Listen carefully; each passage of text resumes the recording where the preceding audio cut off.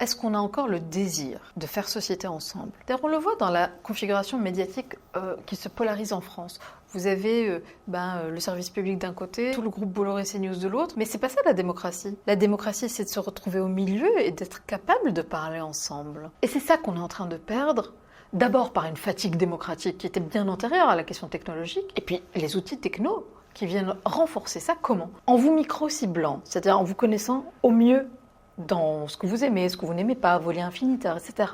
Tout ça fait que on détricote la capacité à faire du lien. Et donc tout d'un coup, on se retrouve dans une forme d'isolement. L'autoroute vers les totalitarismes, c'est casser le lien dans des masses informes, où nous ne sommes plus que des atomes volants, gazeux.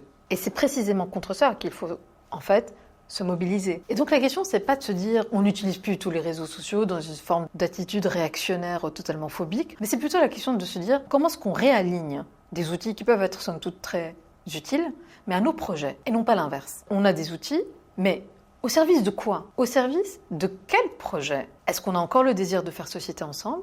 Et si oui, pour aller vers où? Mais il ne faudrait pas être passif dans cette question-là. Il ne faudrait pas attendre que ça vienne de leaders politiques. C'est à nous de le construire. Et donc peut-être qu'en miroir de nos vies numériques, nos poches de résistance, ce sont dans les lieux physiques. C'est donc dans la vie réelle que ça se joue.